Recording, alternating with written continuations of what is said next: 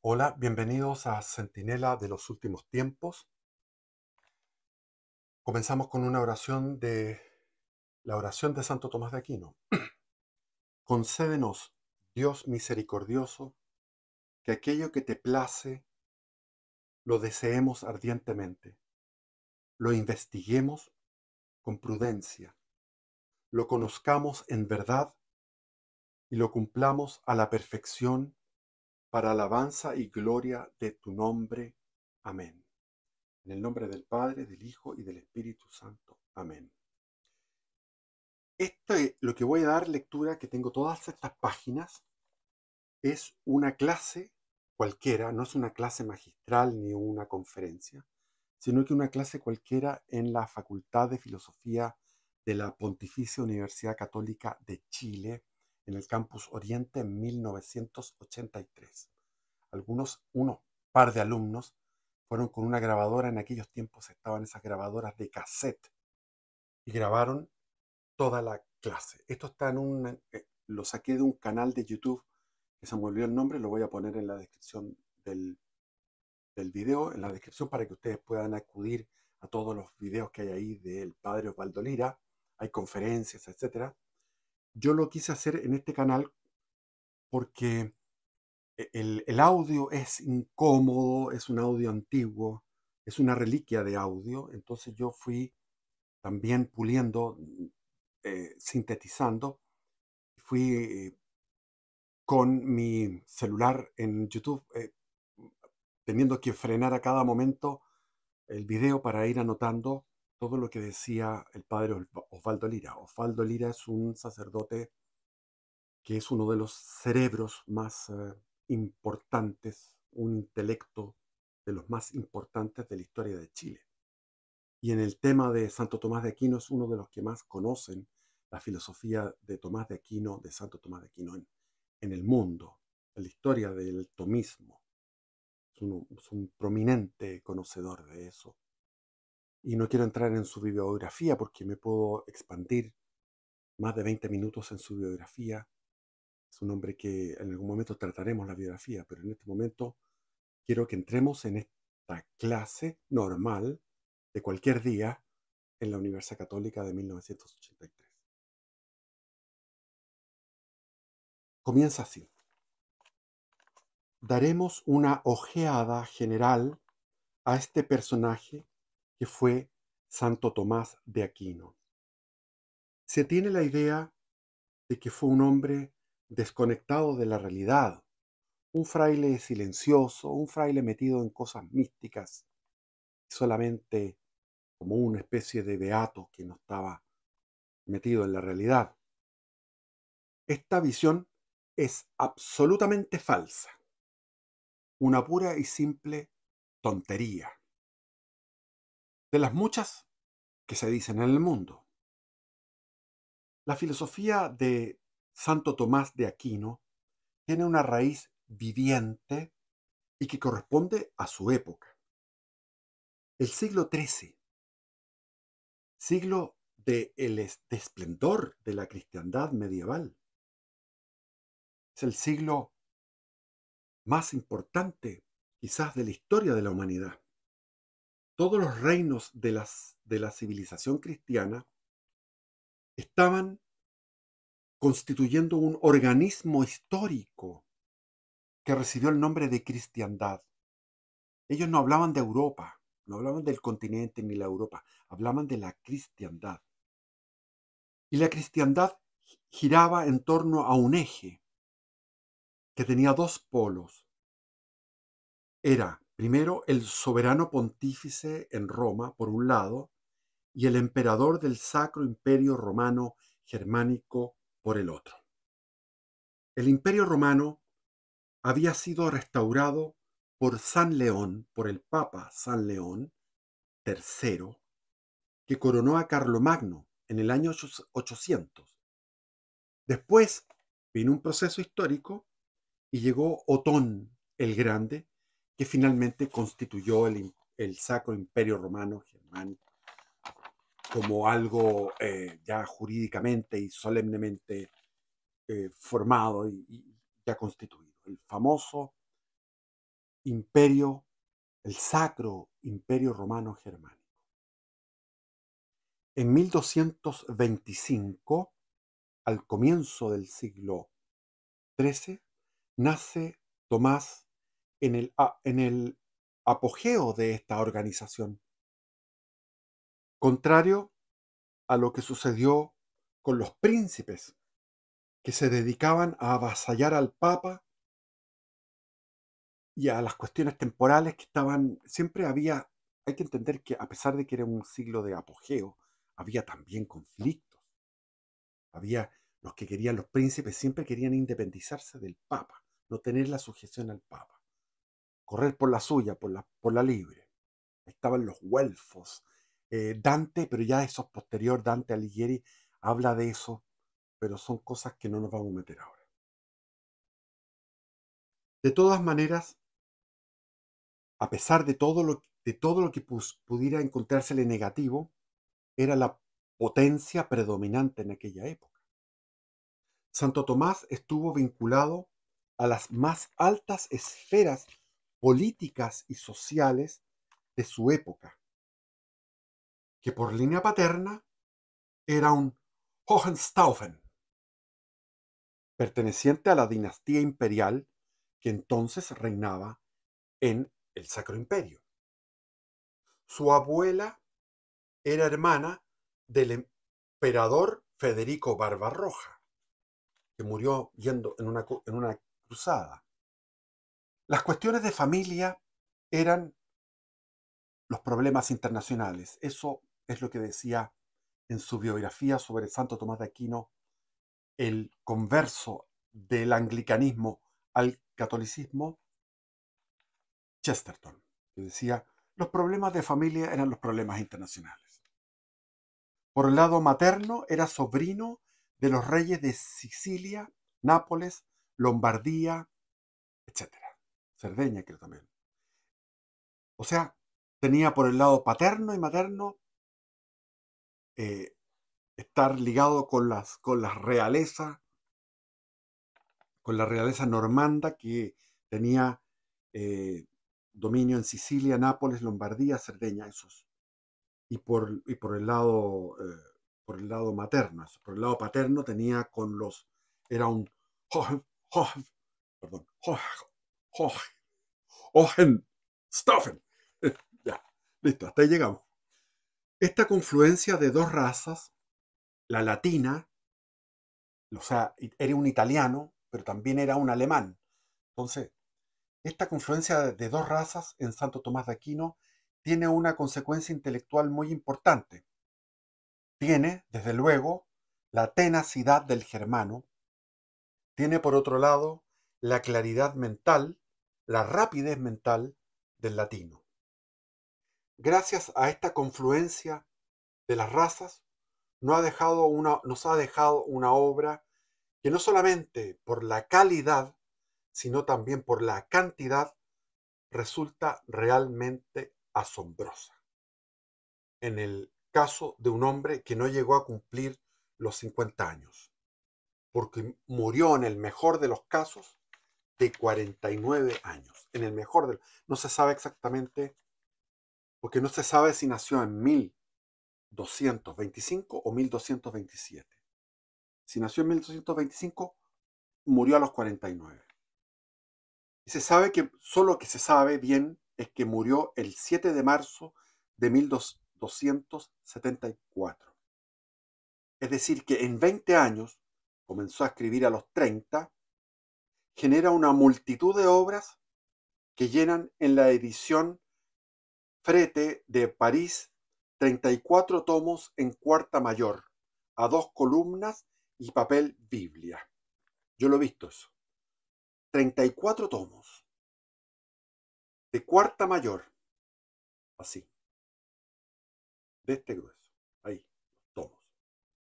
A 2 columnas cada página y en papel Biblia. Se calcula que estuvo escribiendo, no me acuerdo cuánto era la cantidad, 15 páginas diarias, pero de una profundidad y de una perfección. O sea, la calidad no bajó nunca.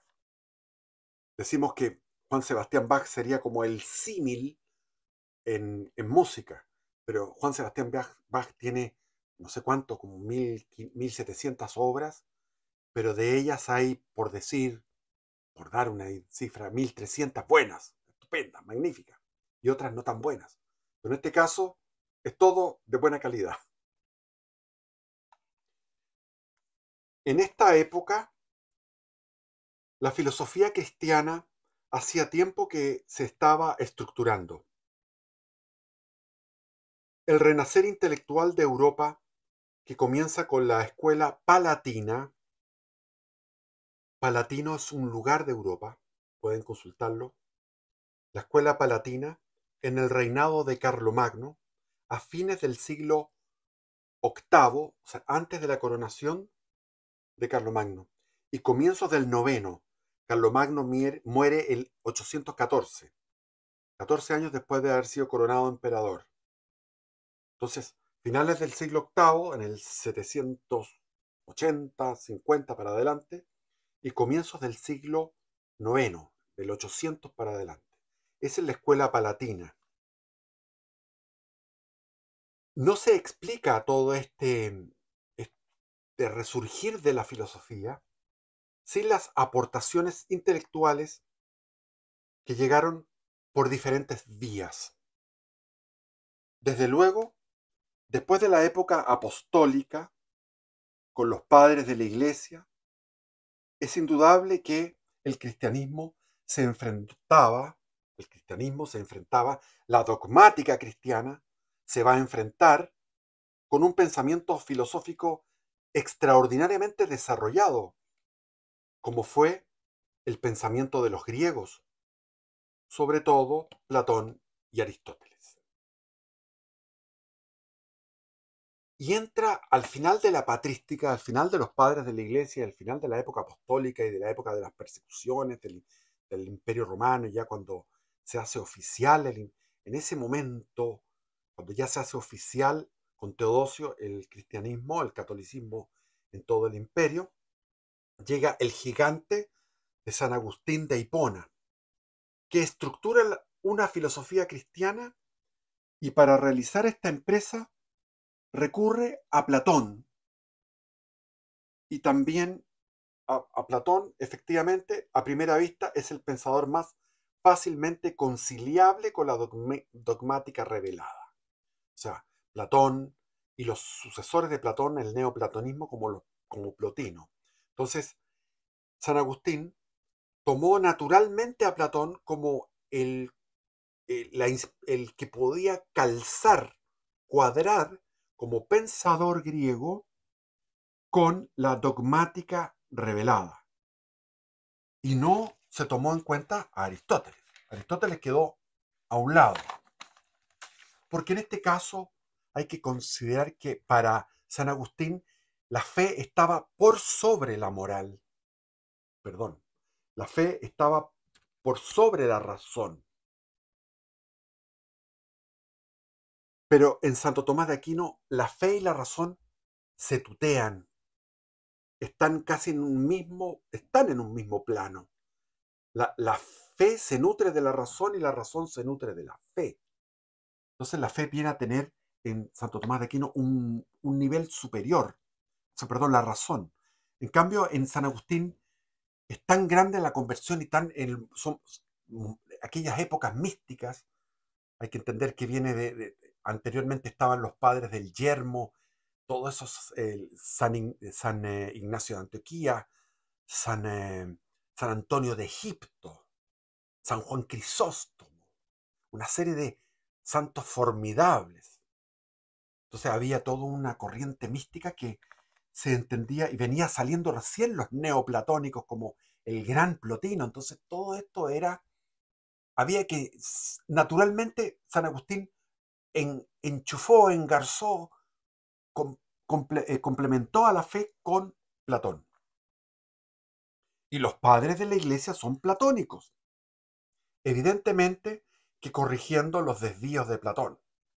Platón no tenía la luz de la revelación, por lo tanto tenía unos errores, y él fue el primero que postuló, era un pionero en postular ciertas cosas, como las ideas, el tema de las esencias, etc. Las deficiencias intelectuales que se podían advertir en un pagano que no había sido beneficiado con la luz de la revelación, pero, y a pesar de todo, era de una altura intelectual pocas veces alcanzada. Sin embargo, andando el tiempo, se vio que Platón no era el instrumento adecuado para crear una teología. O sea, hubo un encantamiento con Platón, pero vino ya en esa época de la Alta Edad Media, ya los tiempos de Carlomagno, a los comienzos del reinado de Carlomagno, en aquellos tiempos comenzó a advertirse la necesidad de otras vertientes, otra vertiente filosófica. Porque hay que tener muy claro que la teología no es lo mismo que la fe.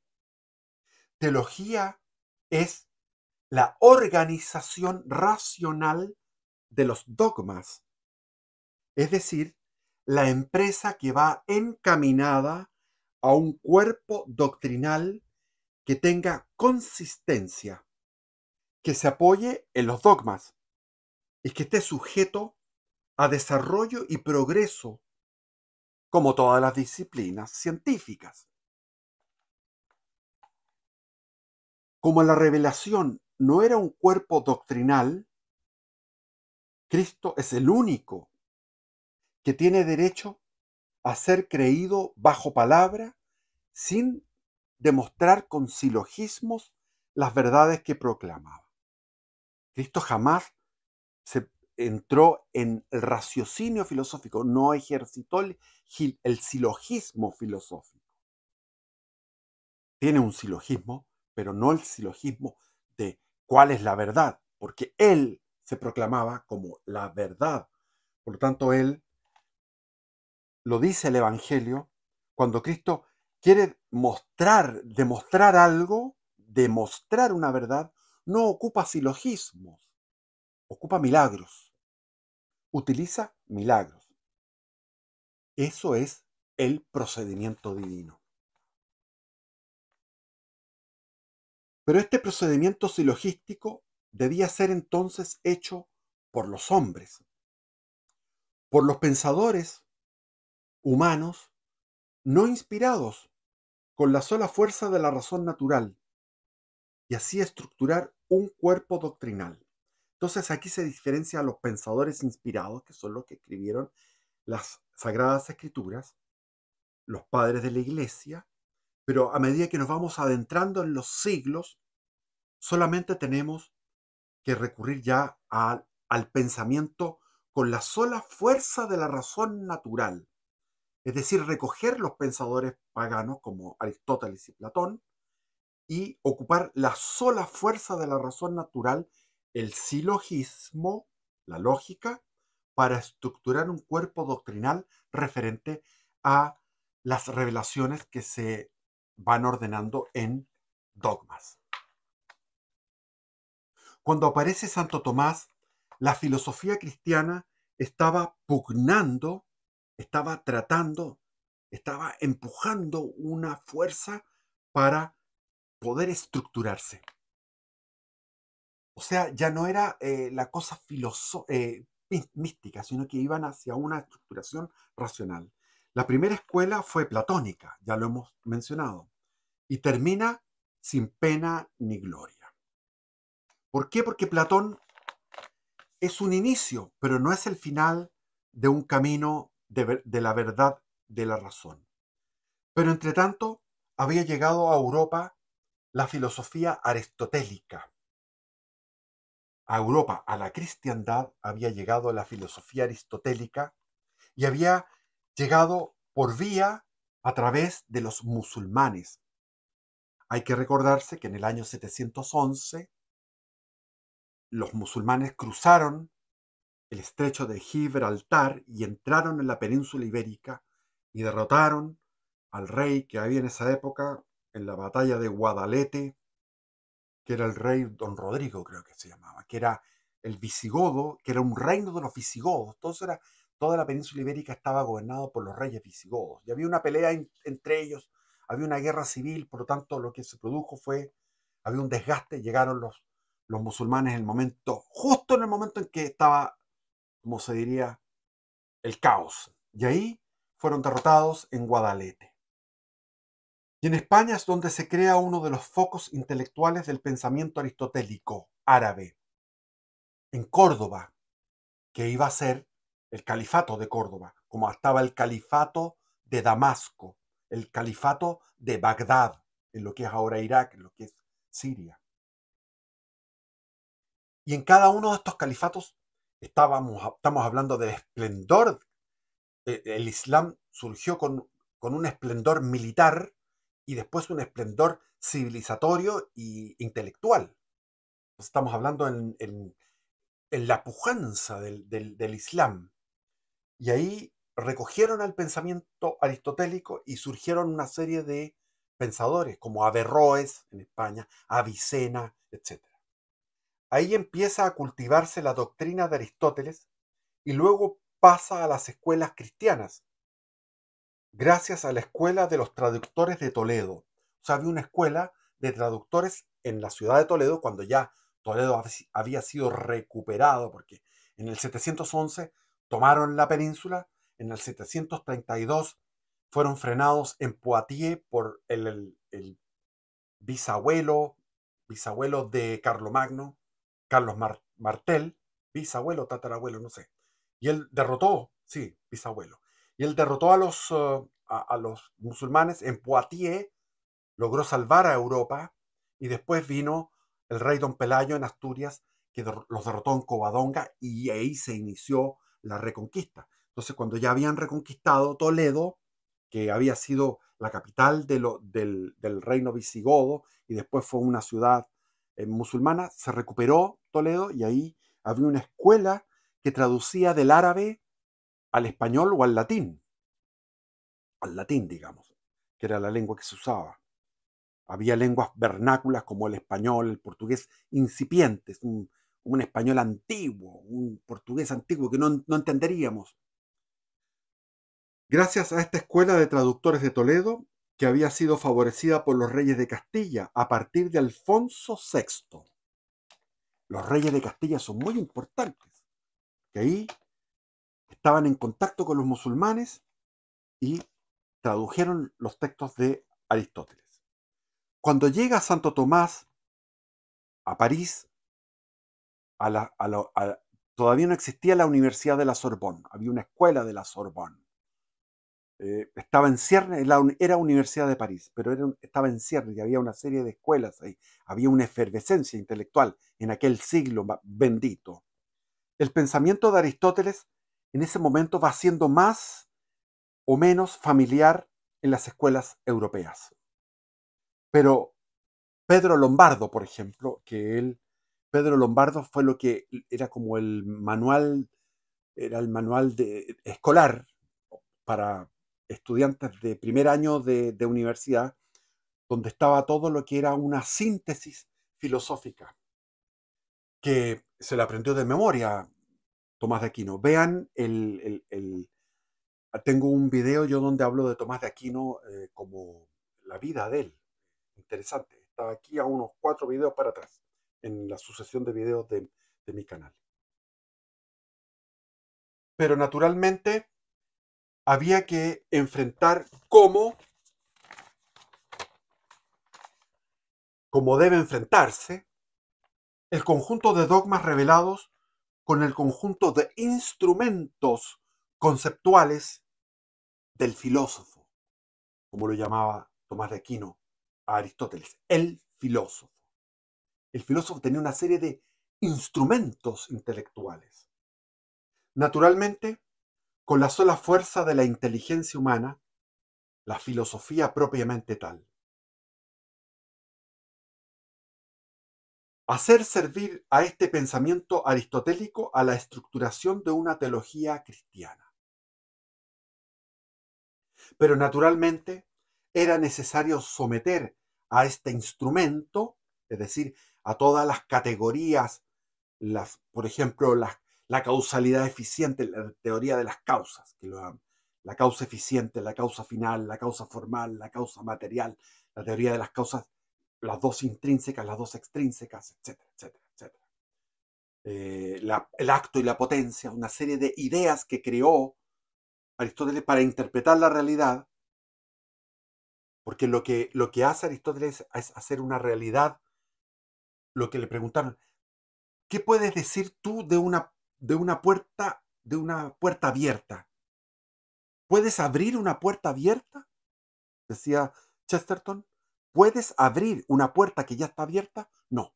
Esa es la filosofía de Aristóteles y de Santo Tomás, que es la del sentido común. La puerta está abierta, es el sentido común. Entonces, son categorías, son instrumentos conceptuales que creó Aristóteles desde el sentido común, porque él era hijo de un médico, entonces tenía toda una formación científica de observación, médico del siglo V antes de Cristo. Entonces, pero naturalmente era necesario someter a este instrumento a una especie de depuración o afinamiento.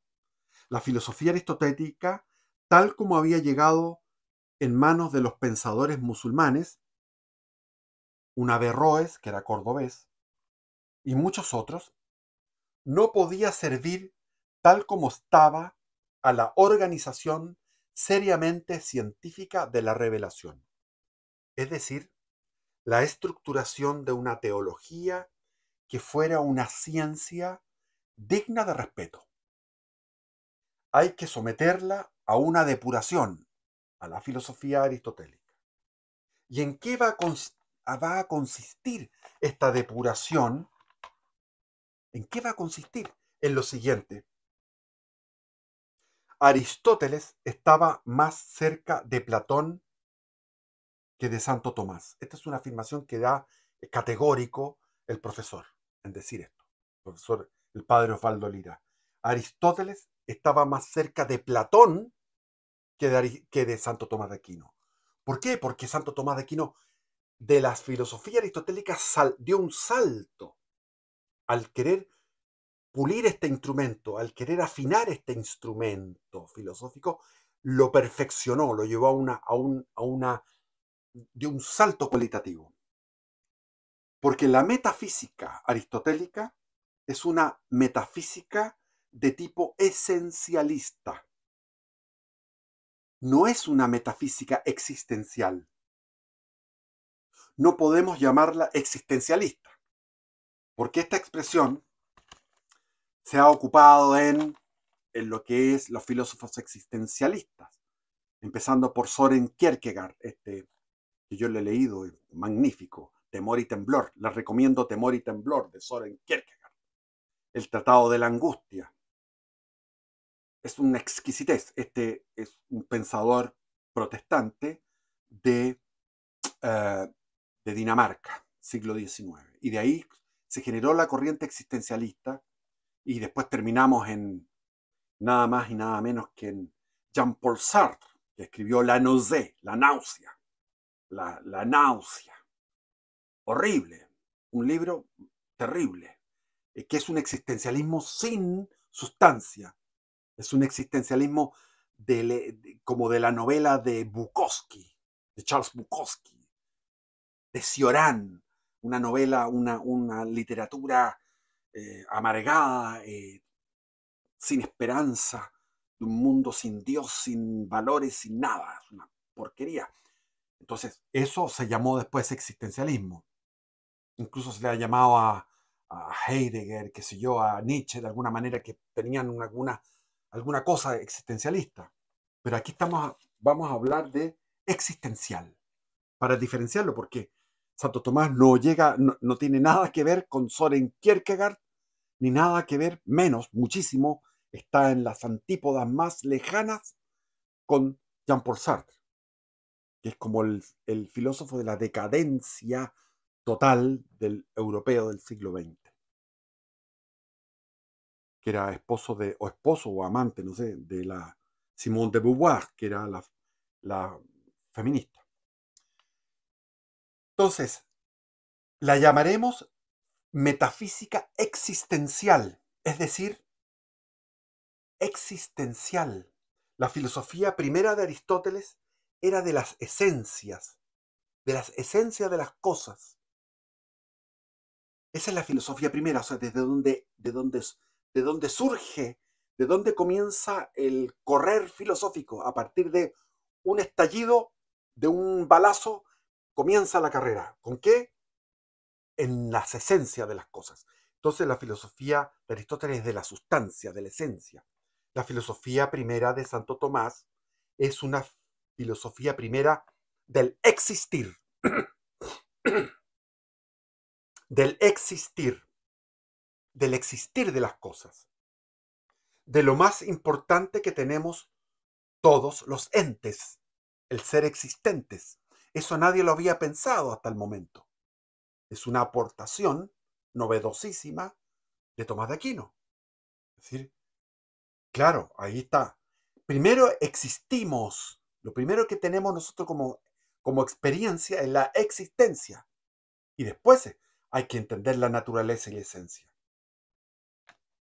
Porque nosotros, entes humanos, y todos los entes del mundo visible y del invisible, también, pero no podemos hablar ahora porque solo tenemos noticia de ellos por la revelación. De los entes invisibles no se puede hablar, si estamos hablando filosóficamente, no podemos hablar de los entes invisibles, que son los ángeles y los demonios. No, tenemos que hablar de los entes visibles porque estamos con la sola luz de la razón que se guía por los sentidos y podemos hablar que estos entes humanos y no humanos que son visibles, ¿no es cierto?, existen y después vemos la naturaleza. Entonces, es una metafísica del existir de los entes. Es ente, existe. Es ente porque existe. Es ente. Es un ser porque existe. Es de tal o cual especie porque existe de una manera determinada. Es de tal o cual especie, o sea, es de tal o cual esencia porque existe de una manera determinada. Las esencias. En el caso nuestro sería la esencia humana. Y en todos los demás seres es una esencia o naturaleza que los inscribe en una especie determinada. El gato es un gato y punto. Y describir un gato sería maravilloso. No, nunca lo he leído una descripción de un gato. En todo caso, yo estoy sorprendido. Tengo dos gatos y hay uno que es tan diferente del otro. Y los dos se aman, los dos son magníficos, son tiernísimos, son preciosos. Y cada uno tan diferente. Pero lo importante de todo esto, más que la esencia, es el existir. Es algo que nadie durante mil, ¿cuánto? O sea, comenzó la filosofía comenzó en el 700 antes de Cristo, imagínense. Llevábamos una matracalada de siglos, sin que nadie hablara de esto. Aquello que es más íntimo, lo que más íntimo que tiene cada ser es su existir, no su esencia. Y somos entes por el existir. Y somos seres de tal o cual manera porque tenemos una esencia que determina, que está determinada por una definición de una especie. Somos una especie.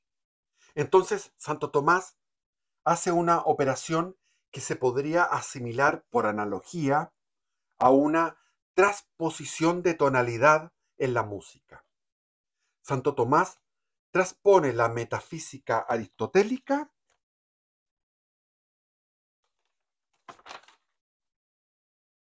esencialista, sustancial, formal, a la tonalidad existencial. El acto íntimo para Santo Tomás es el existir. Lo importante de los entes es que existen. Después veremos cuál es su naturaleza. Pero claro, este existir plantea entonces ciertos problemas que Aristóteles no se los planteó. Exactamente, al plantearse esto, Santo Tomás de Aquino está planteándose en el ámbito exclusivamente filosófico, algo que Aristóteles no se planteó. Ejemplos para ver la aportación originalísima de Santo Tomás. Se ha creído que solo copió a Aristóteles. Dicen, no, es que Santo Tomás de Aquino copió a Aristóteles. Utilizó a Aristóteles. O sea, como un copión. Nada más falso, más es una opinión, esa es una opinión ignorante. Como algunos que dicen que Encina, el historiador Encina, copió a Barros Arana. Y yo que he leído a los dos les puedo decir que en absoluto. O sea, Barros Arana es un historiador sin luces, más bien de descripción de los hechos. Es un muy buen historiador porque es de documentación. Y Encina es de reflexión histórica permanente. Un genio, Encina. Entonces, así también dicen que, claro, Santo Tomás copió a Aristóteles, totalmente falso. Muchos dicen, Santo Tomás no hizo más que bautizar a Aristóteles. ¿Y qué es lo que dice el padre Valdarila? Dice, siempre que se considere el bautismo como lo que es, el término del hombre viejo y el comienzo del hombre nuevo. En ese sentido, sí, podría decirse que Santo Tomás bautizó a Aristóteles, pero porque es una renovación, es como llevar a la plenitud a Aristóteles, llevarlo hacia algo completamente novedoso.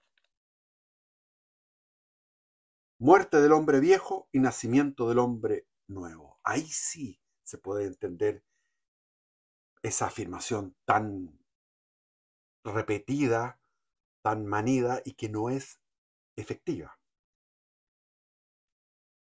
O sea, Santo Tomás creó algo absolutamente nuevo. Por eso es muy errado hablar de filosofía aristotélico-tomista. Eso no corresponde. No es una filosofía aristotélico-tomista, es una filosofía tomista, a secas. No con el prefijo aristotélico. Entonces, Santo Tomás tiene que afinar o purificar la metafísica aristotélica para que le sirva como instrumento, porque tal como estaba, salida de las manos de Aristóteles, tampoco le servía.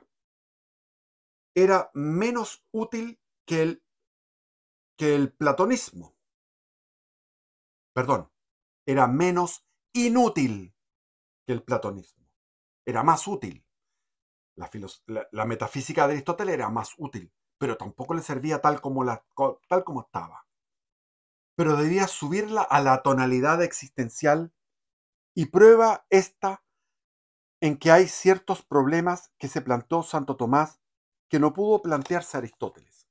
Santo Tomás, al ser cristiano, tenía problemas de raciocinio filosófico, que ya estamos entrando en la teología, pero problemas que eran filosóficos, que ocupando los instrumentos de Aristóteles, tuvo que ejercitarlo y crear nuevos conceptos. Por ejemplo, el problema de la creación. Santo Tomás, al ser cristiano, tenía el dogma de la creación. Y para tomar la creación filosóficamente, la creación ex nihilo de la nada, eso no se lo planteó Aristóteles. Porque esta producción de la nada no se le pasó por la cabeza a Aristóteles. Se le pasó por la cabeza a los inspirados por el Espíritu Santo judíos del siglo X, onceavo, doceavo antes de Cristo, o treceavo antes de Cristo, o un poco más antiguo quizás.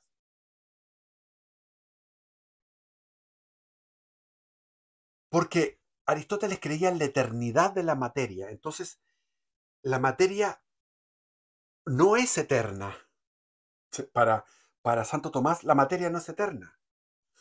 En aquella época no se podía probar el inicio de la materia como ahora lo tenemos probado por la teoría del Big Bang, que es algo que está probado desde el año 1970 por ahí, la década del 70, se probó por largas cuestiones. Eso es un tema de los físicos que yo he visto documentales muy interesantes.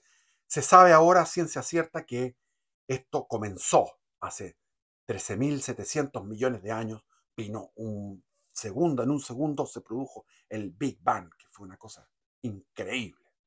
O sea, 36 ceros.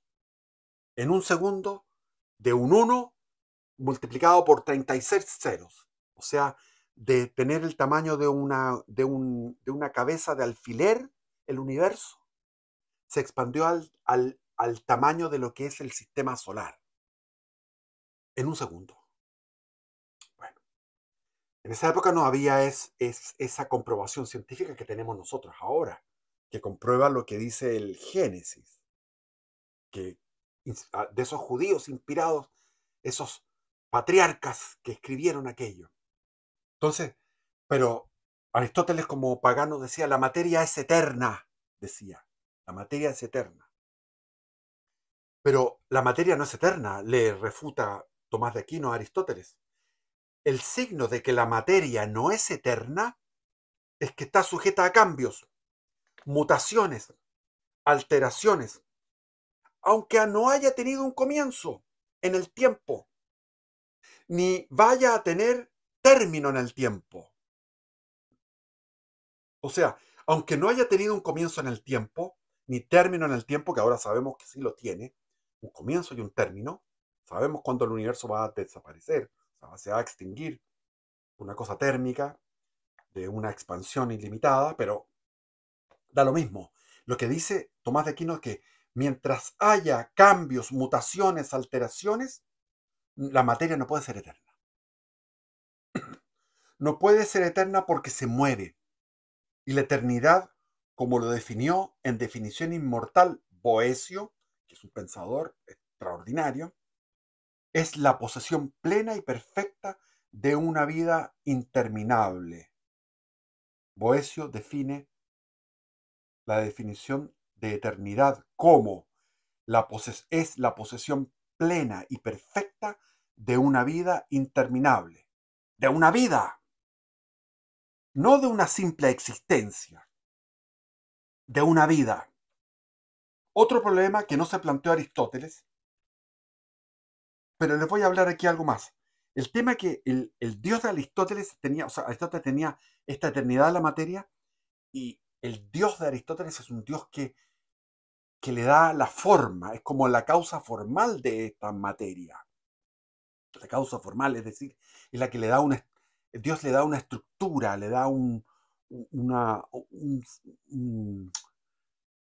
ordenación, pero eso hay como un diálogo entre la eternidad de la materia y este Dios que está creando, no creando, sino que organizando, produciendo eso, a partir de algo que ya existe. Entonces existe una eternidad de la materia y existe un Dios fuera de la materia que es el motor inmóvil que genera todo esto. Entonces, la visión de Aristóteles se parece más a la visión que tienen después en el siglo XVIII los deístas, como Voltaire y como todos los ilustrados, y que es lo que opinan los masones. Los masones tienen una idea de un Dios así, un Dios frío, un Dios que solamente causa ordenadora, causa eficiente, pero que no es un Dios vinculado emocionalmente, una persona viva que tiene un corazón y que nos ama y que se entregó por nosotros, bla, bla, bla. Otro problema que no se planteó Aristóteles es el problema de la personalidad humana, de la hipóstasis, que en el caso de los hombres es un problema de personalidad, porque somos hipóstasis. La hipóstasis es la realidad. Somos entes reales y únicos. Yo soy una hipóstasis y usted es una hipóstasis. Y mi mujer es una hipóstasis y mi hijo es una hipóstasis y mi madre es una hipóstasis. Cada uno de nosotros es una hipóstasis. Es un ente de una realidad que no puede que se puede aislar en un montón, se puede hablar mucho de él, pero es una realidad. Y somos hipóstasis racionales. Los gatitos son hipóstasis no racionales. En cuanto a racionales, recibimos el nombre de personas. El filósofo, Aristóteles, carecía de las luces de la revelación, pero había que planteárselo, ese problema, porque no se lo había planteado Aristóteles. Para Aristóteles era idéntica la naturaleza individual con la personalidad.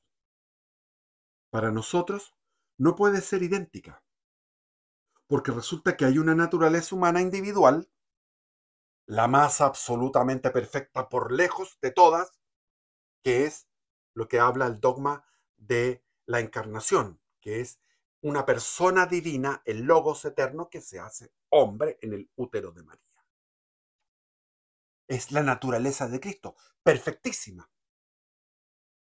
Y no es una persona, no es una personalidad. Porque en Cristo, como lo dice el dogma de la encarnación, hay una sola persona, el Verbo divino, la persona divina del Verbo.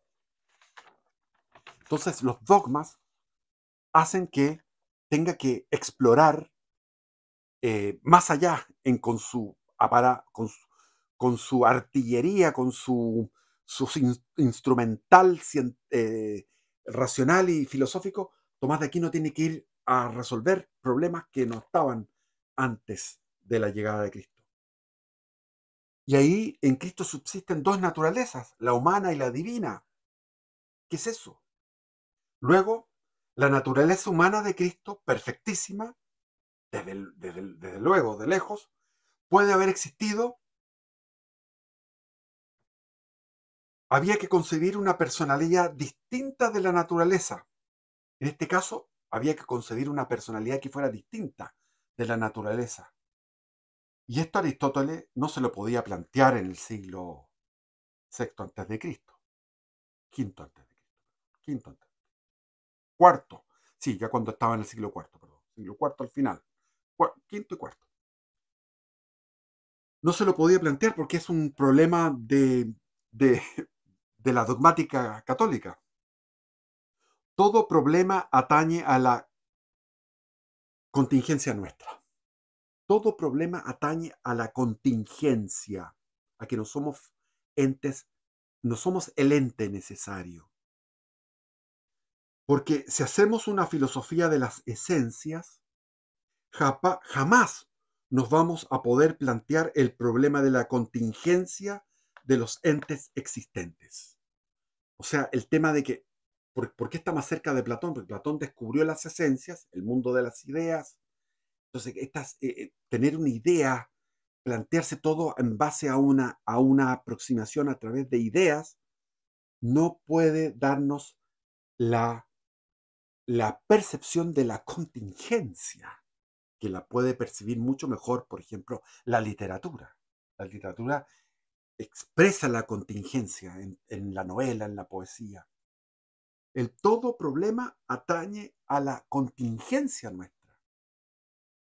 Porque si hacemos una filosofía de las esencias, jamás nos vamos a poder plantear el problema de la contingencia de los entes existentes de entidad finita como nosotros. Porque las esencias son eternas, inmutables, necesarias e indivisibles. Pero esto de que las esencias sean eternas, necesarias, inmutables, indivisibles, resulta que las personas y los entes existentes no somos necesarios, sino que somos contingentes. No somos eternos, sino que somos temporales. No somos indivisibles, sino que somos divisibles. Los entes existentes están dotados de esta facultad última, de este acto último, de esta perfección última, que es puramente la perfección que es el existir. Entonces los entes existentes están dotados de una facultad última, de un acto último. Uno puede hacer mil cosas, son actos, pero hay un acto último primero o último primero. Ese acto último es Esta perfección última es puramente la perfección del existir.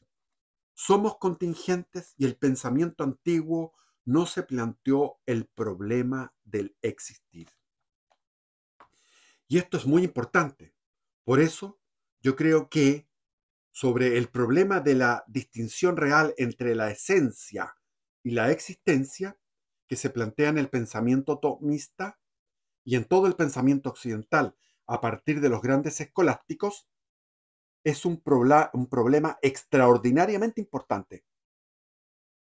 Es la verdad fundamental de la filosofía cristiana, el problema real de la distinción entre la esencia y el existir, entre el ente y la existencia. Esto entonces fue una aportación tremenda. Es muy importante. Por eso, yo creo que sobre el problema de la distinción real entre la esencia y la existencia, que se plantea en el pensamiento tomista, y hay libros que nada más que tratan sobre este tema, de la relación entre la esencia y la existencia. Y en todo el pensamiento occidental, hay que entender que aquí, por ejemplo, el mismo Kierkegaard, que comienza el existencialismo, Kierkegaard lo que hace es reírse, contradecir a Hegel y el siglo XX, el siglo XIX, y él rescata esto. De aquí empieza. O sea, el tomismo tiene muchos hijos y muchos nietos. Entonces, en todo el pensamiento occidental, a partir de los grandes escolásticos, anteriores a Tomás de Aquino y posteriores a Tomás de Aquino, los de la escolástica, de la escuela de los pensadores católicos, es un problema extraordinariamente importante. Es la verdad fundamental de la filosofía cristiana, el problema real de la distinción entre la esencia y el existir, entre el ente y la existencia. Y esto fue la base del pensamiento tomista, que el filósofo, o sea, Aristóteles, no tuvo ni la más mínima sospecha. No se trata de enrostrar a Aristóteles, ni mucho menos de vituperarle, de decirle, tú no te la pudiste. No, no tenía las luces de la revelación, evidentemente. Es mejor, dice aquí ocupa el profesor, el padre Osvaldo Lira, ocupa una, o cita, no me acuerdo quién cita, pero dice, es mejor subir una cuesta de día que de noche. Es decir, Tomás de Aquino subió la cuesta de día por la luz de la revelación y con la ayuda de la luz de la revelación, con los acontecimientos que se produjeron posterior a Cristo, él, él va subiendo la cuesta mejor porque está de día que subirla de noche como lo hizo Aristóteles, que subió la cuesta con la sola en la oscuridad, con su sola fuerza. Ahora, Tomás de Aquino no fue que la luz de la revelación lo hizo subir como volando a la cumbre, no, él tuvo que ocupar su propia fuerza racional, con sus propias fuerzas filosóficas racionales, con la sola fuerza de la razón, pudo hacer llegar a esa cumbre, pero con la ayuda que estaba iluminada. La luz ilumina, pero no da las fuerzas. Antes no estaban bien delimitadas las fronteras entre el saber puramente humano, la filosofía, y el saber teológico. Antes no estaban delimitadas las fronteras entre el saber humano puramente filosófico y el saber teológico. Antes de Santo Tomás también. La primera parte de la Suma Teológica que estuve leyendo y es muy fácil, digamos, él describe aquí todo este tema. Entonces, la filosofía del sentido común está perfectamente distinta de la teología. Aquí, por ejemplo, hay que entender que la filosofía de Santo Tomás de Aquino fue inspiración para autores ateos, como es Ayn Rand, esta filósofa atea norteamericana de origen ruso que huyó de la Rusia comunista, llegó a Estados Unidos y tiene una serie de novelas y es una pensadora importante, y ella se nutre de Tomás de Aquino, así como también Gustavo Bueno se nutre de Tomás de Aquino, sin ser católicos. Entonces, es un teólogo en el sentido más pleno de la palabra. O sea, ¿qué es lo que tiene Santo Tomás de Aquino? Era filósofo en el sentido estricto de la palabra, como filósofo, teólogo en el sentido estricto, o sea, es tan plenamente filósofo como teólogo y es tan plenamente místico, lo que hace que su teología tenga muchísimo valor, porque además él tenía una comunión con Dios notable. O sea, él podía hablar con Jesús en algún momento. Eso es así de simple. Es decir, como místico puede llegar a ser un buen filósofo de los dogmas. Y él fue el que planteó la diferencia que hay entre la teología y la filosofía, entre el saber sobrenatural y el saber natural. Y muchos creen que Santo Tomás es puramente teólogo, y cuando se habla del tomismo, se habla de religión. Otra estupidez. O sea, Santo Tomás de Aquino era religioso, era místico, era teólogo, pero también era filósofo. La virtud de la religión está en la voluntad. La virtud de la religión eh, va hacia la voluntad, es propia de la voluntad. La virtud de la teología es de la razón, de la inteligencia, de la especulación. Entonces hay una virtud. ¿Qué es la virtud? El hábito. ¿Qué es el hábito? Es una perfección adquirida, no innata, que hace que el actuar sea más fácil, más pronto y más deleitable. A ver, les doy un ejemplo. Aprender a manejar. Es una virtud del manejo. Al comienzo los que teníamos antes los autos mecánicos, que ahora casi no hay autos mecánicos, pero tenía que meter la primera, apretar el acelerador, pero al mismo tiempo soltar el embriague, y había que estar atento a los espejos y a las señalizaciones y a los otros autos, y pasar a segunda y a tercera y a cuarta, etcétera. Eso era una virtud, y finalmente se hace, cuando uno adquiere un hábito, se hace mucho más fácil, más pronto y más deleitable. Mucho más deleitable porque ya lo dominas. Esa es la definición de hábitos. Entonces está el hábito de la voluntad que va, la religión está radicada en la virtud de la voluntad, de ir a escuchar misa, de ir a confesarse con el sacerdote, de rezar el rosario, de rezar íntimamente a Dios, en comunicación, en diálogo íntimo con Dios, de hacer una obra de caridad, de hacer una obra de misericordia, etc.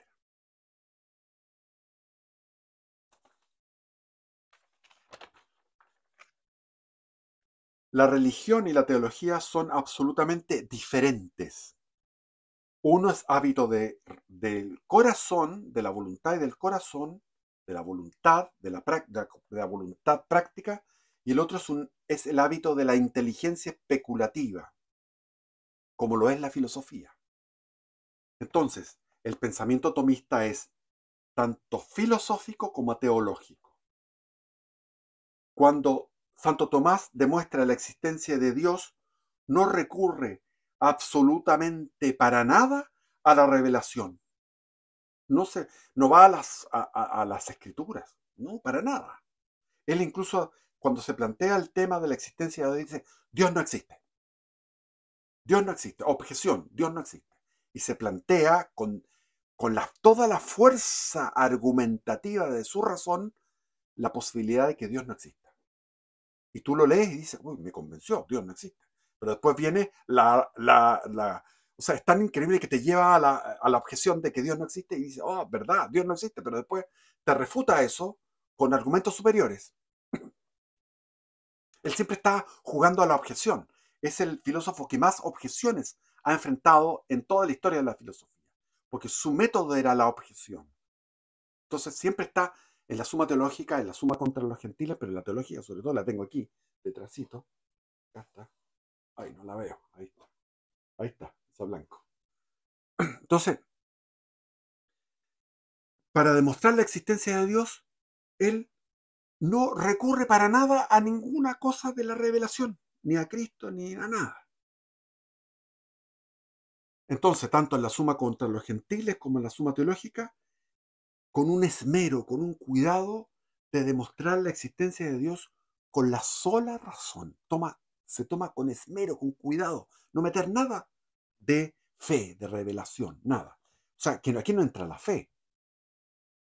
Diferencia entre la teología y la filosofía está en la formulación de los silogismos. El silogismo es una forma deductiva, que es el método científico por excelencia. Aquí el padre Osvaldo Lira dice que la inducción no es un método científico. La inducción es previa a toda demostración y a toda deducción. Por tanto, la inducción es un dato. La inducción es un dato, pero no una forma de llegar a conclusiones. Por lo tanto, para toda ciencia filosófica, antropología, matemática, lo que quieras, todas las ciencias, lo que existe es la deducción. Ese es el método científico, la deducción. Y esto está hecho a base de silogismos. ¿Quién habló de los silogismos? Aristóteles, que él creó la lógica aristotélica. Son los primeros principios desde donde se debe partir toda la ciencia. Ideas adquiridas, premisas. Entonces existe el silogismo teológico, que consta de 3 proposiciones.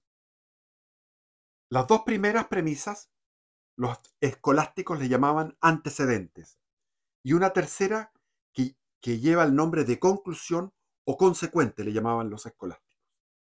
La relación entre las 2 premisas y la conclusión, ahí está la diferencia. En filosofía, las 2 premisas son de razón natural. Aquí nada que ver la revelación. En filosofía, las dos premisas o los 2 antecedentes son de razón natural. Por lo tanto, la conclusión o el consecuente va a ser de razón natural. Hay que cumplir con las condiciones que observó Aristóteles, el fundador de la lógica. Las 8 normas del silogismo. No tengo idea, no lo he visto eso. Las 8 normas del silogismo, de las cuales 4 se refieren al término y otras 4 a las proposiciones. Hay 4 normas que se refieren al término, a la conclusión, y 4 a las proposiciones. El silogismo teológico es de distinta naturaleza.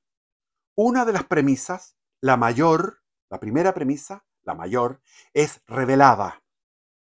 La premisa menor es de razón natural. Y la conclusión, en este silogismo, como en todos, debe seguir a la parte más débil. Es una norma del silogismo. La conclusión sigue a la parte más débil. Si de las dos premisas, una es afirmativa y la otra negativa, la conclusión será negativa. Si una es universal y la otra particular, la conclusión será particular. Así podemos aplicar mediante el método de la analogía.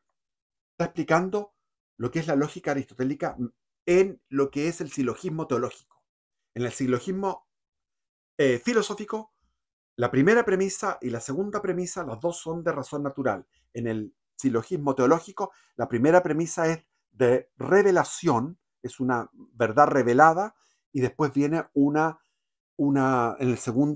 la segunda premisa es de razón natural. Pero siempre hay que irse a la más débil, que es la segunda premisa.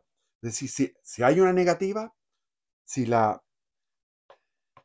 de las dos premisas, una es afirmativa y la otra negativa, la conclusión será negativa. Si una es universal y la otra particular, la conclusión será particular. Así podemos aplicar mediante el método de la analogía. Vamos a ver lo que él dice con respecto al método de la analogía. Hay una premisa revelada, un dogma o una escritura sagrada, y hay una premisa de razón natural. Entonces, primero hay una premisa, la premisa es la revelada, que es un dogma sacaba dogma o una parte de la escritura, de la Sagrada Escritura. Y después viene la razón natural que quiere explicar eso o sacar alguna conclusión de eso. Entonces la conclusión seguirá la parte más débil, que es la de la razón natural. En el silogismo teológico, a pesar de que hay una premisa revelada, la mayor, la conclusión va a ser de razón natural, pero participa en algo de la naturaleza de la proposición mayor. Es decir, primero está, en el silogismo teológico está la primera premisa es de revelación. Después viene la segunda de raciocinio, de razón natural, pero esta participa en algo de la naturaleza de la proposición mayor. Así será también virtualmente revelada, no formalmente revelada. Encerrará dentro de sí una virtualidad, una capacidad o una potencialidad que la puede hacer objeto de la revelación, incluso de convertir en un dogma. Así se han producido dogmas a partir del raciocinio teológico. Por ejemplo, en Cristo hay dos naturalezas, la divina y la humana. Eso vino a partir de una premisa de razón revelada y después una premisa de raciocinio humano y llegó a una conclusión. Y eso es un dogma. En Cristo hay dos naturalezas, la divina y la humana. Es un raciocinio que se dio en el concilio de Nicea. Había, qué sé yo, no sé cuántos obispos habrá habido en esa reunión, un par de centenares, 200 obispos en Nicea, analizando la dogmática, porque estaban saliendo en Nicea, venían saliendo de la última represión, la de Diocleciano. Entonces estaban todos con mutilaciones. Había algunos mutilados, sin ojos, con la espalda llena de marcas de azote. Entonces fue un concilio así. Cuando hablan los protestantes que en Nicea se fundó la Iglesia Católica, no tienen ni idea de lo que están hablando. Es un pedo hediondo. Un pedo hediondo. Proposición. Vamos a hacer un ejemplo. Proposición. La voluntad sigue a la naturaleza. En Cristo hay dos voluntades. Refuta la herejía en el imperio bizantino en tiempos del emperador Heracleo I, a mediados del siglo VII.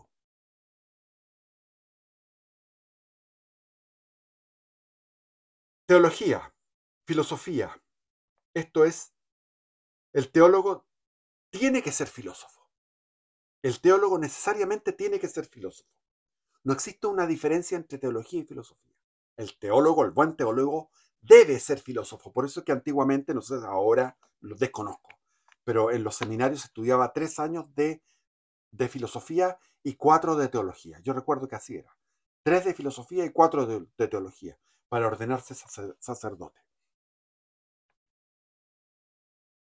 No es que se contraponga la filosofía con la teología.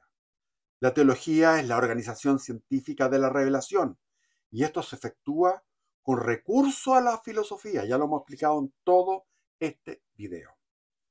Santo Tomás, el instrumento filosófico será de mayor categoría cuanto más perfecto sea, cuanto más esté entificado en sí. El instrumento filosófico será de mayor categoría cuanto más perfecto sea, cuanto más esté entificado en sí.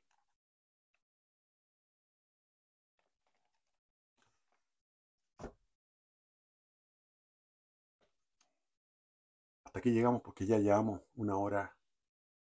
No quiero aburrirlo, darle la lata. Viva Cristo Rey, viva Cristo Rey. Por siempre sea alabado. Gracias.